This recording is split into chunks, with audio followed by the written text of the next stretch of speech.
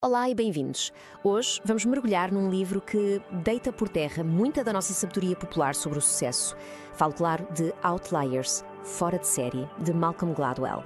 É uma obra que nos faz questionar tudo aquilo que pensávamos saber. Então, qual é o verdadeiro segredo para o sucesso? É a pergunta que está no centro de tudo, não é? O livro arranca mesmo daí. O que é que faz com que certas pessoas se tornem fora de série? Será que é só talento? Esforço? Ou será que há aqui peças do puzzle que nos estão a escapar completamente?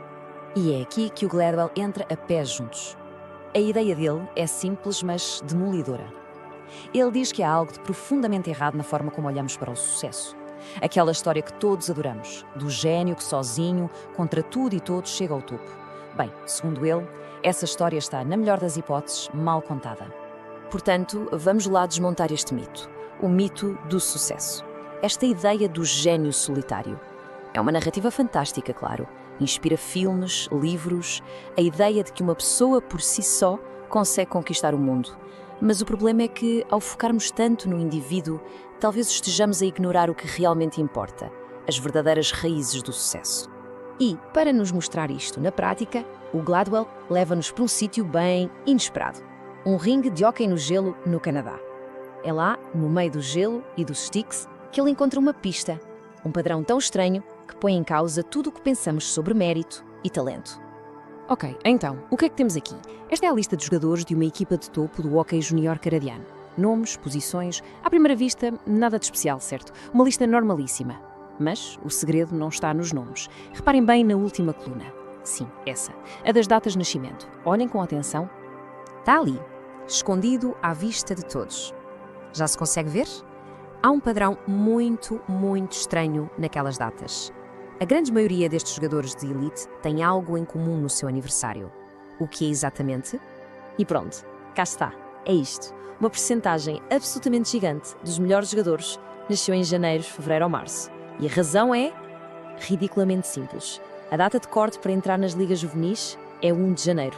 Isto significa que o miúdo que nasceu em janeiro está a competir com outro que nasceu em dezembro do mesmo ano. E em idades pequenas, essa diferença de quase um ano é abismal. São maiores, mais fortes, mais coordenados.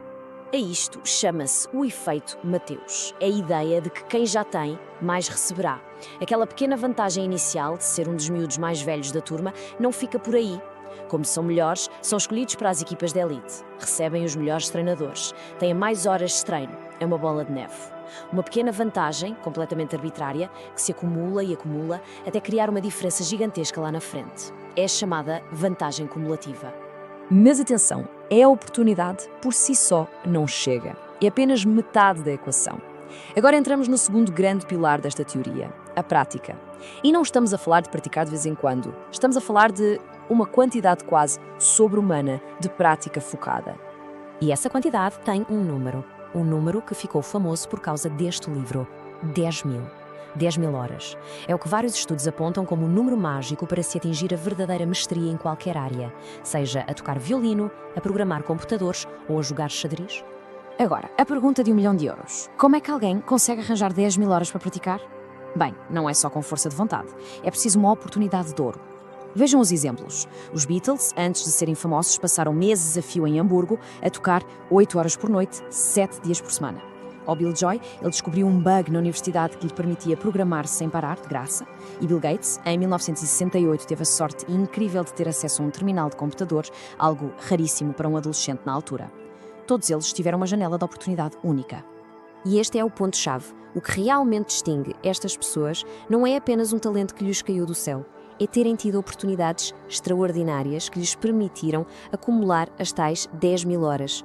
O talento era a semente, sim, mas a oportunidade foi a chuva e o sol que a fizeram crescer. E quando pensamos que já percebemos a fórmula, oportunidade mais 10.000 horas, Gladwell acrescenta mais uma camada, talvez a mais surpreendente de todas. O terceiro fator secreto, o mundo de onde vimos, o nosso legado cultural. Basicamente, as lições e os hábitos que herdamos, sem sequer nos apercebermos, dos nossos antepassados. Um exemplo fascinante é o de uma pequena cidade nos Apalaches.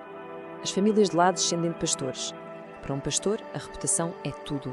Tinham de ser vistos como duros, para ninguém lhes roubar os animais. Essa cultura de honra, essa necessidade de defender a reputação a todo custo, Persistiu durante gerações, mesmo quando já ninguém pastoreava ovelhas. Moldou a forma como as pessoas reagiam a insultos. É incrível como o trabalho dos nossos antepassados pode ecoar até aos dias de hoje. Portanto, o que temos aqui é um antes e um depois. A visão antiga do sucesso era toda sobre o que está dentro da pessoa. Talento inato, garra, a ideia do self-made. A visão que Gladwell propõe é bem diferente. A realidade é que o sucesso depende de fatores externos. A oportunidade que surge, as milhares de horas de prática que essa oportunidade permite e o legado cultural que herdamos. Deixamos de olhar só para o indivíduo e passamos a olhar para o mundo à sua volta. E para amarrar todas estas pontas soltas, ele deixa-nos com uma metáfora final. Uma imagem que se calhar resume o livro inteiro de uma forma perfeita. Pensem num carvalho, o mais alto e imponente da floresta. Por que é que ele é o mais alto? Será apenas porque nasceu da bolota mais forte? Gladwell diz que não. Ele é o mais alto porque nenhuma outra árvore lhe tapou o sol, porque o sol à sua volta era rico e fértil e porque um lenhador não o deitou abaixo quando era jovem. O sucesso não é só a bolota, é a floresta. Uma pessoa de sucesso é esse carvalho. Não cresceu sozinha, cresceu porque o ecossistema à sua volta permitiu. E isto leva-nos a uma última questão, que é talvez a mais importante de todas. Se o sucesso depende tanto da floresta, então como é que podemos cultivar uma floresta melhor? Já não chega só a olhar para os carvalhos gigantes e aplaudir. Temos que começar a olhar para o solo, para a luz, para as árvores que estão a ser bloqueadas. A verdadeira pergunta que o livro nos deixa é: que tipo de sociedade estamos a criar? Uma que só deixa crescer algumas árvores de sorte ou uma que cultiva um solo rico para que muitas mais possam atingir o seu potencial? É uma ideia para se pensar.